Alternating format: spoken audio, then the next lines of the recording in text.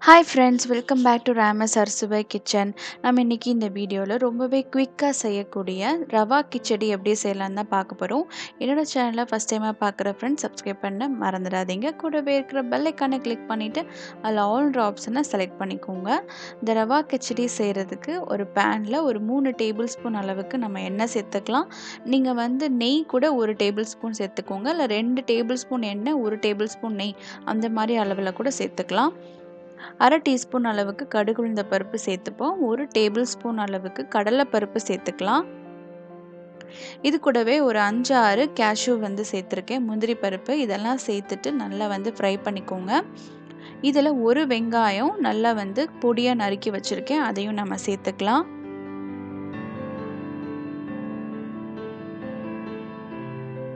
இதிலே நல்லா ஃப்ரெஷ்ஷாக இருக்கிற கருவேப்பிலை சேர்த்துக்கோங்க. இதுக்கு நீங்கள் காரத்துக்கு பச்சை மிளகாவும் சேர்க்கலாம். நான் வரமிளகா சேர்த்துக்கிறேன், அதனால் 3 வரமிளகாவை நல்லா கிள்ளி சேர்த்துக்கிட்டேன்.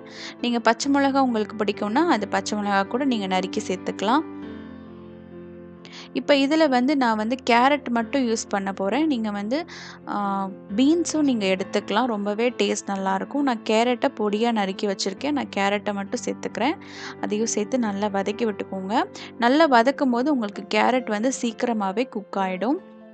இதில் நான் ஒரு தக்காளி சேர்த்துக்கிறேன். தக்காளி சேர்த்து இந்த உப்புமா செய்யலாம், சூப்பராக இருக்கும். ஒரு தக்காளி நல்ல பழுத்த தக்காளியாக 1 மட்டும் எடுத்துக்கிறேன். நான் 1 கப் அளவு ரவை எடுத்துருக்கிறேன், அதனால் ஒரு தக்காளி சேர்த்துக்கிறேன். இதில் தேவையான அளவுக்கு உப்பும் மஞ்சள் தூளும் சேர்த்துக்கோங்க.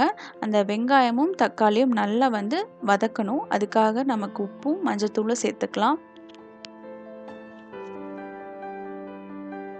இப்போ எல்லாம் வதங்கின பிறகு நான் ஜிஞ்சர் கார்லிக் பேஸ்ட் மொதவே சேர்க்க மறந்துட்டேன், அதனால் ஒரு அரை டீஸ்பூன் அளவுக்கு இஞ்சி பூண்டு விழுது சேர்த்துருக்குறேன்.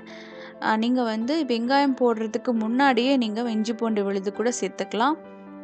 நான் அப்போ போடுறதுக்கு மறந்துட்டேன், அதனால் இப்போ போட்டு நல்லா வதக்கி விட்டுக்கலாம்.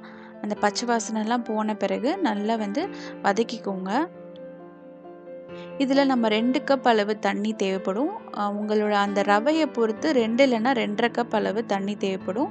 1 கப் ரவை எடுத்துக்கிட்டிங்கன்னா 2 இல்லைன்னா 2.5 கப் அந்த அளவுக்கு தண்ணி வச்சுக்கிட்டிங்கன்னா சூப்பராக ரவை நல்ல உதிரி உதிரியாக உங்களுக்கு கிடைக்கும்.